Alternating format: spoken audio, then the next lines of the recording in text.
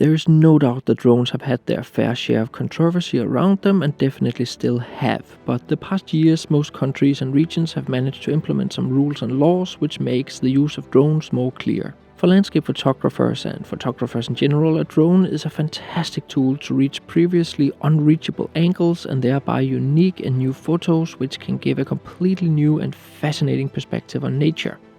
In this video I'll give you 5 steps to make incredible and dramatic drone photos no matter what drone you have. Be sure to watch the entire video as I share a ton of information on conceptualizing a photo, specific techniques on composing photos with drone, all the basic settings for drones and how to getting sharp photos, and my preferred editing techniques for getting dramatic and epic drone photos.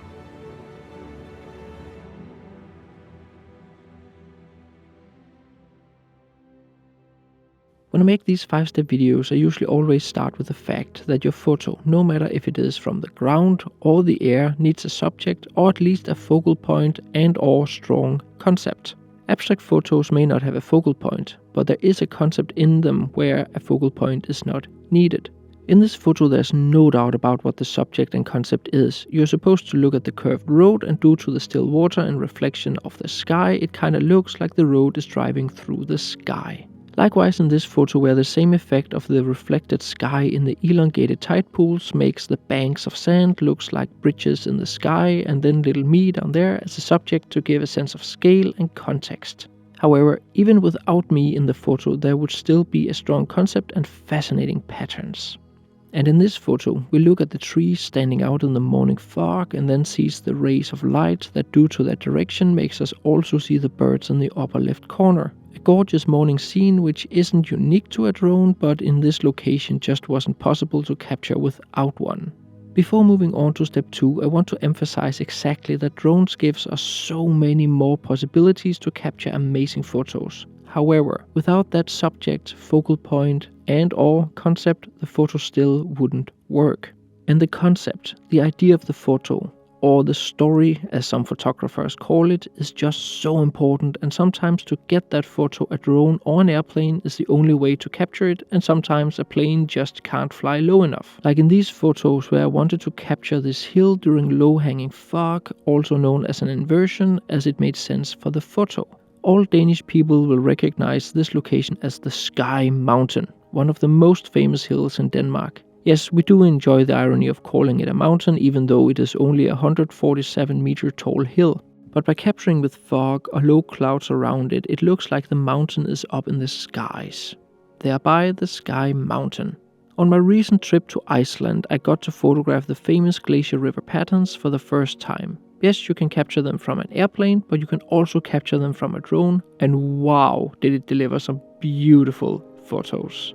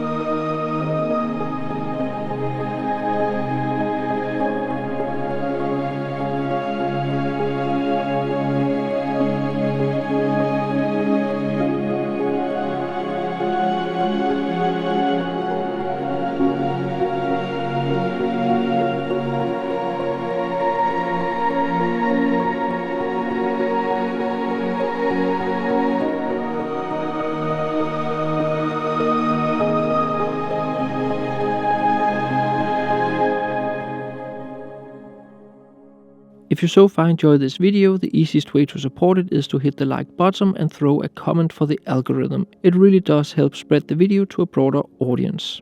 I like the abstract photos, but as I've already stated on this channel on several occasions, I prefer, and that does not have to be you, abstract photos to look like something else or be part of a bigger vista photo. That's why my favorite photo from this session is this one that looks very familiar to a tree. The other glacier rivers in the photo also resemble trees, which makes it look like a small forest scene. Due to the placement of the trees, we can also decipher a sense of depth.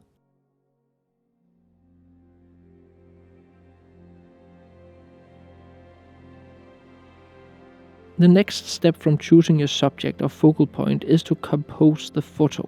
In this photo I decided to place the mountain in the middle. I generally like central compositions as they are relatively simple and they're easy to visually balance. And then I have the glacier rivers in the bottom of the photo leading towards the mountain. The visual flow of the photo leads towards the mountain. The compositional tools to use when taking photos are basically the same as if you're photographing from the ground. Make sure your photo is balanced and you're using techniques such as leading lines, light and darkness, and patterns to create meaningful visual flow in the photo. All techniques I've covered extensively in other videos. One thing I really want to emphasize is the importance of keeping your photos simple and clean. It's the same from the ground, but with a drone it can be even harder. Firstly, because you're shooting with a wide angle, thereby including a lot of the surroundings. And secondly, because you're shooting from an elevated position where it is hard to see what you're including since you only have the small monitor to judge the scene by. Here I'm not saying that you can't include a lot of elements. In this photo from Lofoten in Norway, I have many islands and houses in the fore and midground, but they are all basically collected in the middle of the photo and they, for obvious reasons, are placed along the road, which works as a leading line that connects the houses and islands into one element of the photo. Although the water doesn't have the same pattern all over, there are no heavy visual distractions in it or along the edges of the photo. We can fairly easily follow the visual flow leading into the mountains in the background. On top of that, the darkened sky and dark water in the bottom of the photo helps to frame it and keep the visual interest within the frame. The same is the case in this photo from Old Harry Rocks in England. There are no distractions along the edge of the frames and the fog in the background helps to further simplify the scene and keep our attention on the rocks. Simplifying photos is also about how many elements you include. With this photo from the volcano eruption in Iceland in August 2022, I wanted to include this gorgeous and fascinating pattern on the lava lake in the foreground and also having the crater in there. I remember how I was conscious about also keeping an eye on the cloud cover as to make sure I had dramatic texture-rich clouds in the background. I find that they complement the drama of the volcano a lot. In this way, I make sure to keep the photo simple by only having a few and complementing elements in the scene.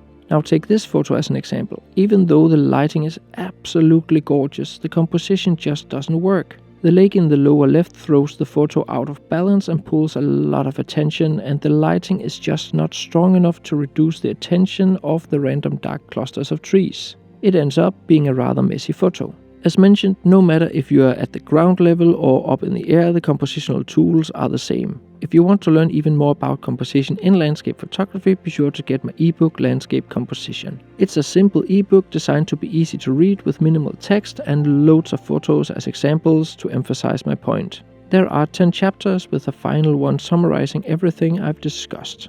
If you enjoyed that ebook, be sure to also get the follow-up with even more compositional tools and techniques. There are links to both ebooks in the description of the video. One thing drones are very famous for are those straight down compositions. Again, from my recent trip to Iceland, we found an area along a river in the highlands full of these cracking patterns from the washes, and yes, you do need a permit to fly in this specific area.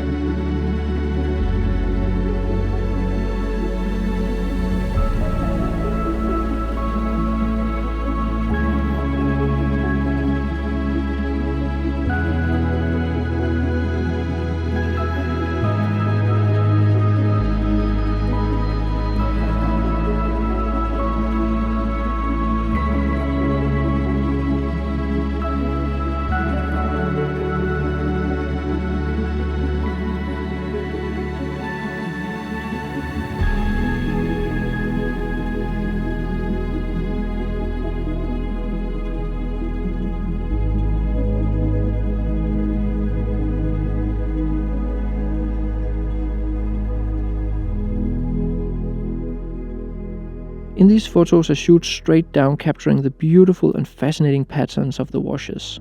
For me, when photographing rather abstract and random patterns like these, I try to find order and balance. Among other techniques, it's about keeping the edges relatively clean, having lines and patterns enter and exit the photo from the corners, trying to give a feeling of what is up and down, and finding symmetry and geometrically interesting patterns. And before moving on to the next step, I just want to show you this cool photo from another part of the Icelandic Highlands too. How cool is it? It looks like a giant imprint of an ancient sea creature. And like with the other photos, it's about trying to frame the subject in a compositionally optimal and aesthetically pleasing way.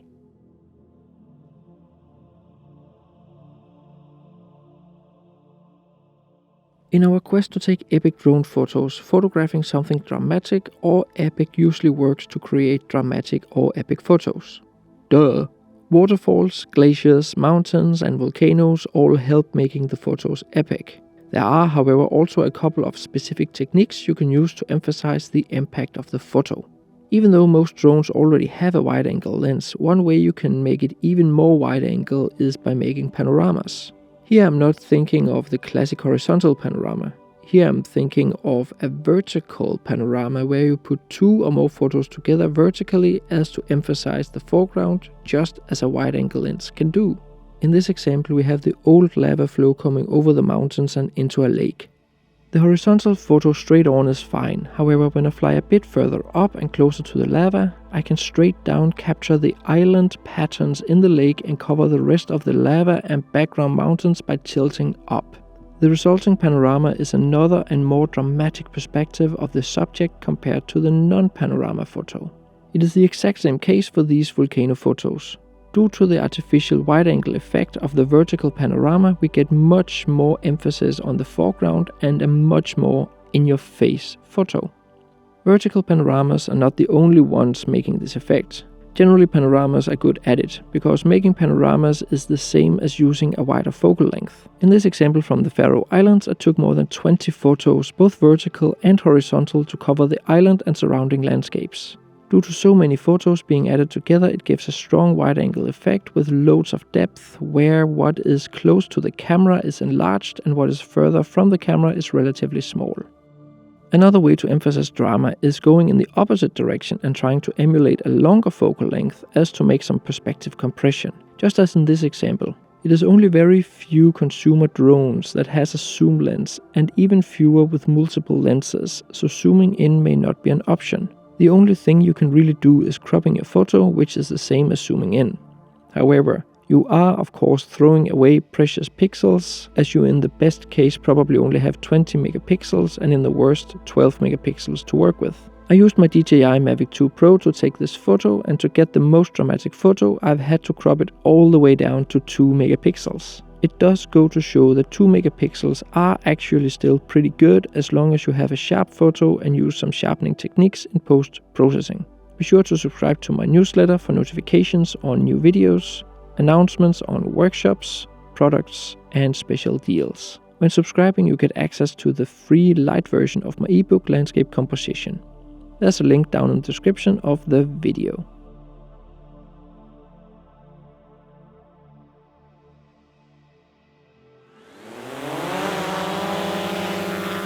When it comes to settings, it differs a bit from drone to drone how much you can change. Generally, I always shoot in RAW, and I'd highly recommend to get a drone that doesn't just shoot JPEGs. Because I shoot RAW, I do not use any special picture profiles such as flat profiles. Just as on the ground, I generally prefer to shoot in aperture priority. This option is available on my DJI Mavic 2 Pro because that drone has a variable aperture. I also generally shoot at the apertures between f4 and f5.6 because they are the sharpest on this drone. Be sure to make a test and compare the apertures of your drone if you are in doubt about which one is the most sharp.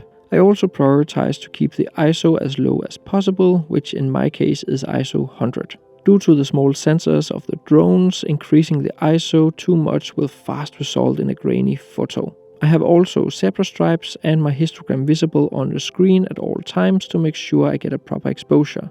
The final thing for base settings is I always shoot in manual focus. What I actually do is I press the screen while in autofocus to focus the photo, and then I change to manual focus.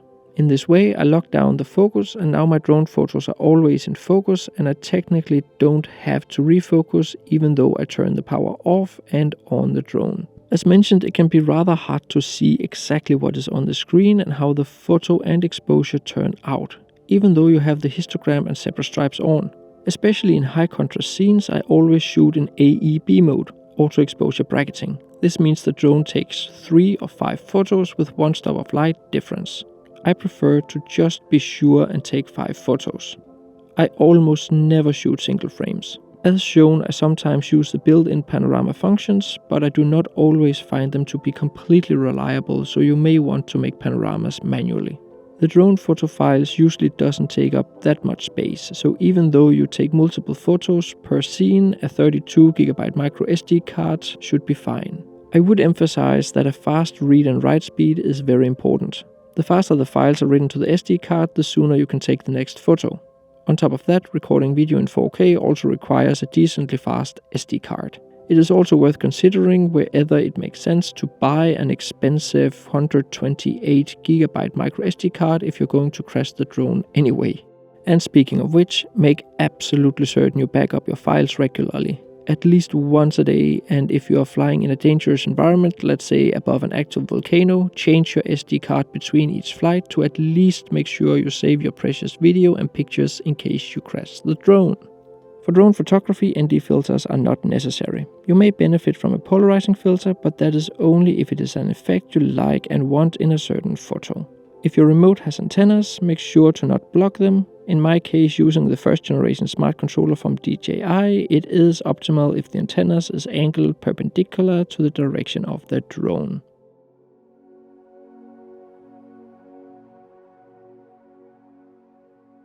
The final step is to edit your photos. The editing phase is really where you control your creative vision.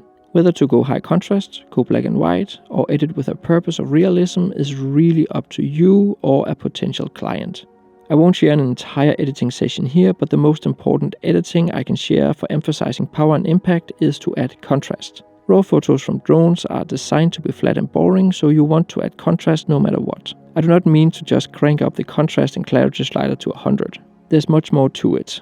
But when editing for impact, it is usually a good idea to have a black point and a white point in your photo. A black point is where a part of your photo is 100% black, and likewise is a white point where a point of your photo is 100% white. This ensures you're using the full dynamic range without blowing out large portions of your photos. Now, I cannot emphasize enough how important it is to treat each photo individually, and if this tip makes it look weird, try with less contrast. It is also important that you can stitch your panorama photos together.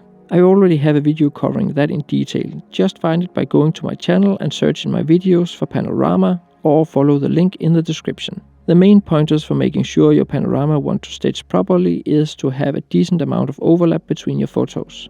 Sometimes the panorama can end up looking rather skewed, and in that case you can try one of the other stitching options or the boundary warp function. If you're not using Lightroom or Camera Raw, Photoshop also has a panorama stitching function, and there is a ton of third-party apps that can also stitch panoramas. Finally, it is also very important to clean your photos from distractions. When shooting wide angle in a big scene, you easily end up including many details and distractions that doesn't add to your photo. It is of course up to yourself how much you want to clean your photos, but I'm usually rather heavy-handed in removing information I just do not want in a scene. Here's a great example where I for an hour used a combination of the different cleaning tools Adobe Photoshop has to offer, removing debris that I just didn't want in my scene. I of course share many more editing techniques and start to finish processes in my huge 28+ videos editing course, Photoshop for Landscape Photographers. Here I teach you how I edit my photos, I teach you how to use the editing software and the different techniques I use to make my photos pop and stand out, while at the same time keep that personal touch so that I feel connected to my art. The point is, I give you a ton of tools that you can use to edit either as I do, or find your own path and preferences in post-processing. There's a link in the description of the video to enroll in the course and a coupon code to save some money. And on that note, a huge thank you to all of you who've recently enrolled. It means a lot that you enjoy the course, so thank you. On the one hand, drones are complete game changers when it comes to the opportunities for the individual photographer. They open up a whole new world and perspective previously unreachable. However, on the other hand, they do not really change anything about making a cool photo, as the tools are basically the same from the ground. Let me know down in the comments if you fly a drone or want to. Some landscape photographers don't really like them due to the relatively intruding presence in the public space, while others endure that feeling as they exactly open up a whole new world of possibilities. Also, check out all the links in the description of the video for the ebooks, newsletters and Photoshop course. See you next time.